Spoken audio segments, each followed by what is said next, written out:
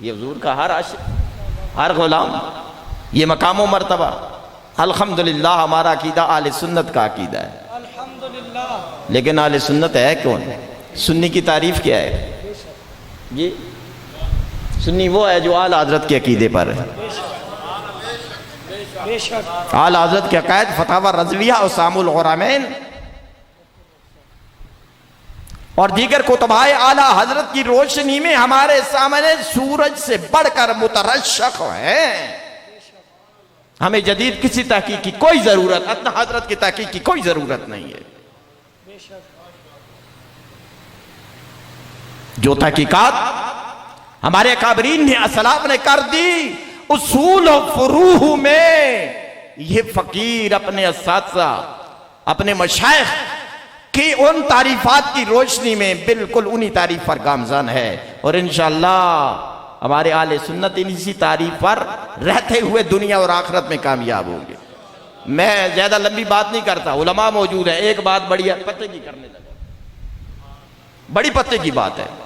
آج کل لوگ کہہ دیتے ہیں، جب بھی کہا جاتا ہے جی میرا عقیدہ وہ ہے، میں سنی ہوں، لیکن کبھی سوچا سنی ہوتا کون ہے؟ سنی ہے کون؟ میں تمہیں ایک بڑے مجمع میں لے کر جاتا ہوں، میں تمہیں ایک بہت عظیم مجلس میں لے کر جاتا ہوں، اور یہ 14، 15، 16، 17 جولائی 1945 پاکستان بننے سے پہلے یہ اجلاس ہوا جامعہ نعیمیہ مراد آباد میں۔ اس کی صدارت، اور یہ اجلاس صدر الافاضل نعیم الدین مراد آبادی رحمت اللہ تعالی علیہ نے کرایا۔ اس کی صدارت کی حضرت مفتی اعظم ہند مولانا مصطفیٰ رضا خان نوری رحمت اللہ تعالی علیہ نے۔ اور آپ کو پتہ ہے اس میں تھے کون کون؟ اس میں تھے مفتی اعظم پاکستان مولانا مصطفیٰ رضا خان صاحب نوری، اعلیٰ رحمت اللہ تعالی علیہ کے صاحبزادے، صدر الشریعہ مولانا محمد امجد علی اعظمی، صاحب بہار شریعت، صاحب فتاوی امجدیہ، مبلغ اسلام مولانا محمد عبدالحلیم صدیقی میرٹھی رحمت اللہ تعالی علیہ، والد ماجد امام اہل سنت مولانا شام النورانی رحمت اللہ تعالی علیہ، حضرت علامہ مولانا محمد عارف اللہ قادری اشرفی میرٹھی رحمت اللہ تعالی علیہ، جلیل المرتبت مولانا سید غلام محی الدین جیلانی، تاج الفضلاء مولانا محمد سردار احمد چشتی بریلوی۔ سردر آمد پہ ہو یا رب جھکا وقت اجل، جی ایسے ہی ہے، سردر آمد پہ ہو یا رب جھکا وقت اجل۔ ساری زندگی نہ کسی رافضی نے ہاتھ میں چاک دیتا ہے، نہ کسی خارجی نے ہاتھ میں چاک دیتا ہے۔ ایک گلا میدہ سونا محدث اعظم پاکستان رحمت اللہ علیہ نے ایک گلا میدہ سونا، جب کہا گیا سب جمع ہیں صدارت کرو، فرمایا میں صدا رد کرتا ہوں۔ مولانا سردار امن رہتا تو گول باغ میں ہے جی، لیکن اس کا مذہب گول مول نہیں ہے۔ واہ سردار احمد، واہ واہ محدث اعظم پاکستان، تباہ کر دیا گول مول مذہب نے۔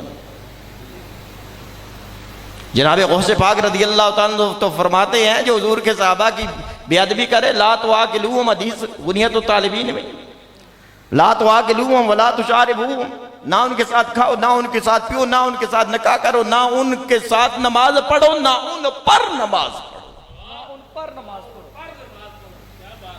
فتاوی رضویہ میں جگہ جگہ یہ ساری عبارتیں موجود ہیں۔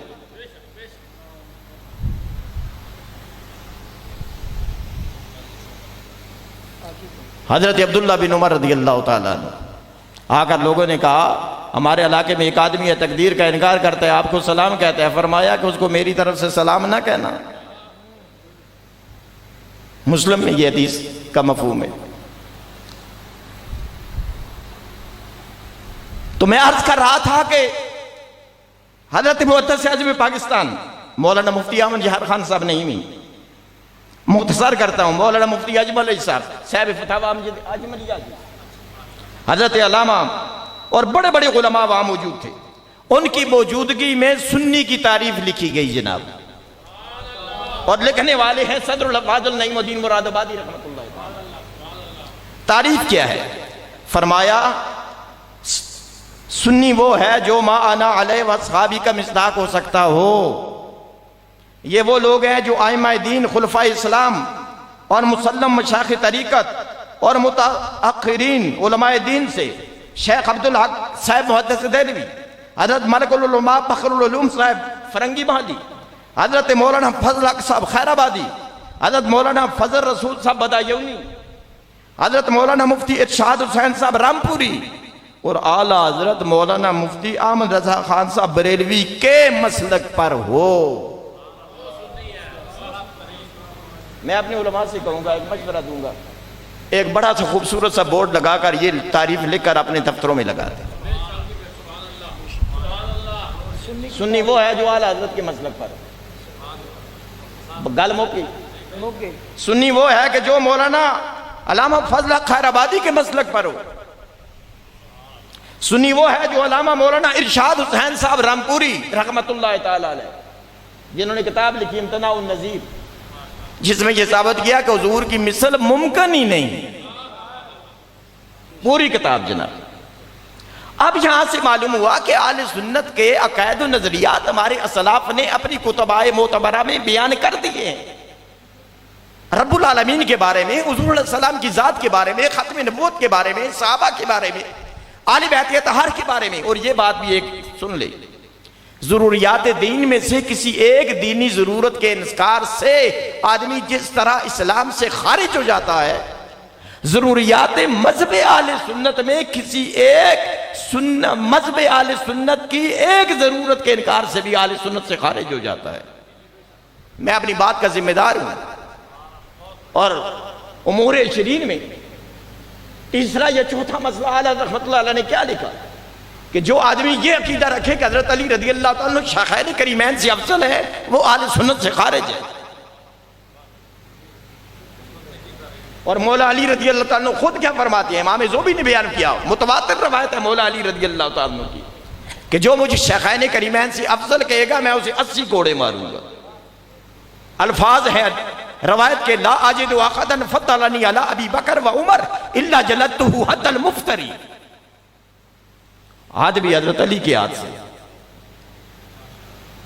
جنہوں نے ایک ہاتھ سے خیبر کا دروازہ اکھیڑ کر پھینک دیا، بعد میں کئی تعداد میں لگے صحابہ کرام علیہ رضوان، لیکن وہ اپنی جگہ سے نہ ہلا۔ پوچھا گیا تو بتایا ما قلعت بابا خیبرہ بقوت جسمانیت ولکن قلعتها بقوت روحانیت۔ وہ جسمانی قوت نہیں تھی، وہ تو کوئی اور قوت تھی کہ جس قوت سے باب خیبر کو پھینک دیا۔ وہ حضرت علی فرماتے ہیں میں ایک نہیں 80 کوڑے ماروں گا۔ اہل سنت و جماعت کی عقائد بڑے واضح ہیں، اور الحمدللہ اسی پر ہم اہل سنت و جماعت کا عمل ہے۔ اللہ تعالیٰ استقامت بالدین نصیب فرمائے۔ اور اللہ تبارک و تعالیٰ آج کی اس محفل میں جتنے بھی حضرات نے ماشاءاللہ آپ تشریف لائے، اللہ تعالیٰ آپ کا آنا قبول فرمائے۔ اور ہمارے علماء کرام تشریف لائے، چند ایک باتیں میں نے کر دی ہیں اور اختصاراً کی ہیں، اگرچہ ایک ایک مسئلہ اپنی جگہ پر طوالت رکھتا ہے۔